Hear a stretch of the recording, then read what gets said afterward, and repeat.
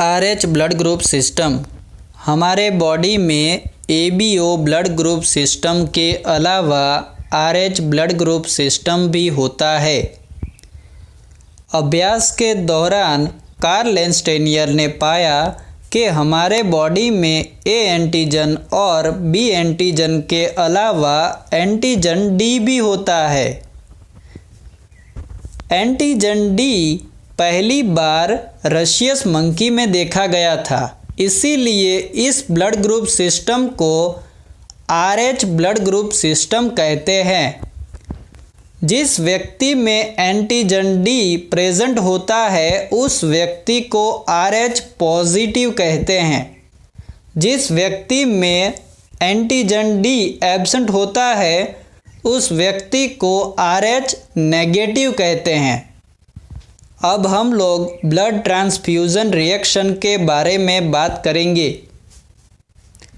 एक व्यक्ति का ब्लड दूसरे व्यक्ति में चढ़ाने की प्रक्रिया को ट्रांसफ्यूजन कहते हैं। इस प्रक्रिया के दौरान जो भी रिएक्शन होंगे उन रिएक्शन को ट्रांसफ्यूजन रिएक्शन कहते हैं। ये रिएक्शन माइल्ड एनीमिया से लेकर सीवियर जॉन्डिस तक के हो सकते हैं। हम सब लोग जानते हैं कि हर एक व्यक्ति में एंटीजन के सामने नेचुरल एंटीबॉडी होती है, जैसे कि ए एंटीजन के सामने ए एंटीबॉडी, बी एंटीजन के सामने बी एंटीबॉडी। लेकिन यहाँ पर एंटीजन डी के सामने कोई भी नेचुरल एंटीबॉडी नहीं होती। इसी वजह से यदि आरएच पॉजिटिव व्यक्ति आरएच नेगेटिव व्यक्ति को ब्लड डोनेट करे तब भी आरएच नेगेटिव व्यक्ति में कोई भी रिएक्शन नहीं होंगे। हालांकि इस प्रकार का ट्रांसफ्यूजन केवल एक ही बार हो सकता है, क्योंकि जैसे ही आरएच पॉजिटिव व्यक्ति आरएच नेगेटिव व्यक्ति को ब्लड डोनेट करता है वैसे ही आरएच नेगेटिव व्यक्ति में एक ही महीने के अंदर एंटीजन डी के सामने एंटीबॉडी डी डेवलप हो जाती है। एंटीबॉडी के डेवलप होते ही आरएच नेगेटिव व्यक्ति में अग्लूटिनेशन होता है। ये अग्लूटिनेशन बहुत ही माइल्ड होता है, इसीलिए रिसिपिएंट की हेल्थ को ये बहुत ज़्यादा हार्म नहीं पहुंचाता है। यदि हम लोग particularly RH blood group system की बात करें तो इसका सबसे गंभीर कॉम्प्लिकेशन एरिथ्रोब्लास्टोसिस फिटालिस हैं। ये कंडीशन तब होती है जब माता आरएच नेगेटिव और उसके गर्भ में जो फीटस हैं वो आरएच पॉजिटिव हो। हालांकि एंटीजन डी प्लेसेंटल बैरियर को पार करके माता के सर्कुलेशन में नहीं जा सकता, इसीलिए पहली प्रेगनेंसी के दौरान माता या फिर बच्चे को कोई भी रिएक्शन नहीं होंगे। लेकिन चाइल्ड बर्थ के दौरान कभी कभी बच्चे के एंटीजन डी माता के सर्कुलेशन के साथ मिक्स हो जाते हैं। एंटीजन डी के मिक्स होने के कारण माता में डिलीवरी के एक महीने के बाद एंटीजन डी के सामने एंटीबॉडी डी डेवलप हो जाती है। यदि दूसरी प्रेगनेंसी में बच्चा आरएच पॉजिटिव हो तो वैसी कंडीशन में बहुत ही गंभीर रिएक्शन देखने को मिल सकते हैं, क्योंकि एंटीजन डी प्लेसेंटल बैरियर को पार नहीं कर सकता। लेकिन पहली प्रेगनेंसी के दौरान जो एंटीबॉडी डी डेवलप हुई है वो आसानी से प्लेसेंटल बैरियर को क्रॉस कर सकती है। ये एंटीबॉडी बच्चे के सर्कुलेशन में जाकर सारे आरबीसी को तोड़ देती है।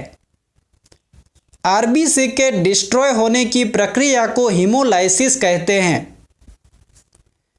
आरबीसी के डिस्ट्रॉय होने से आरबीसी की संख्या बहुत ही कम रह जाती है।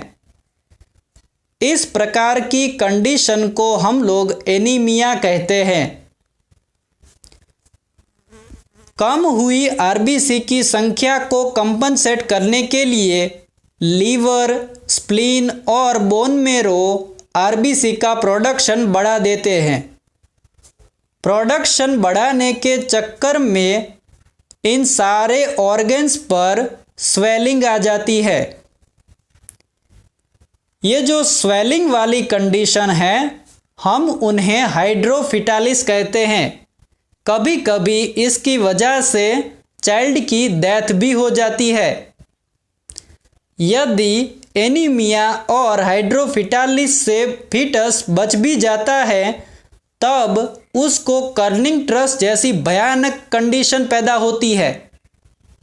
यहाँ पर ब्रेन डैमेज होता है। ब्रेन डैमेज होने के कारण बच्चे की इंट्रायूट्राइन डेथ होती है।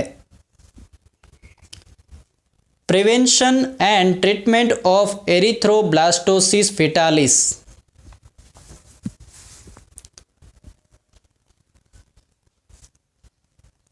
यदि RH नेगेटिव माता RH पॉजिटिव बच्चे को जन्म देती है तब 48 घंटों के अंदर माता को एक इंजेक्शन देना होता है।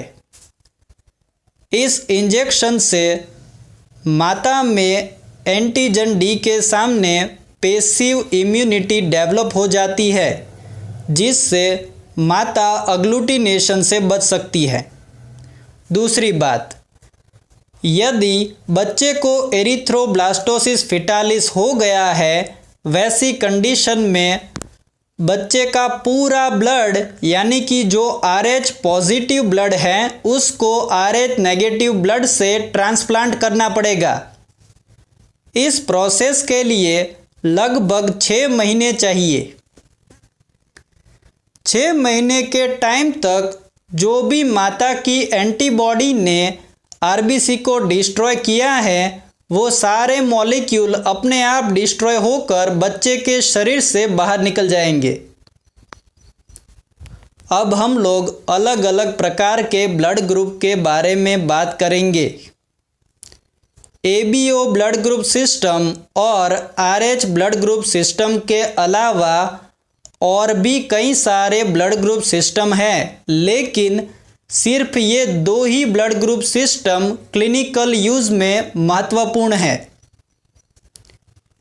बाकी के ब्लड ग्रुप जैसे कि MNS blood group, I blood group, सल्टर XG blood group, T blood group, Duffy blood group, Diego blood group, ये सारे blood group ABO blood group system और RH ब्लड ग्रुप सिस्टम की तरह ही है, लेकिन इनका क्लिनिकल इम्पोर्टेंस नहीं होता। अब हम लोग ये जानेंगे कि ब्लड ग्रुप को जानना क्यों ज़रूरी है, क्यों सबको ब्लड ग्रुप के बारे में पता होना चाहिए। पहले तो यदि किसी व्यक्ति को इमरजेंसी में ब्लड की ज़रूरत पड़ी तो वैसी कंडीशन में यदि आपको ब्लड ग्रुप का पता हो तो आप उस व्यक्ति को इमरजेंसी में ब्लड डोनेट कर सकते हो। दूसरी बात, ऐसे कपल हैं जिनमें एक RH पॉजिटिव हो और एक RH नेगेटिव हो तो वो पहले से ही एरिथ्रोब्लास्टोसिस फेटालिस जैसी कंडीशन से बच सकते हैं। तो इस तरीके से ब्लड ग्रुप को जानना बहुत ही ज़रूरी होता है। ये सारी बातें RH ब्लड ग्रुप सिस्टम के बारे में थी।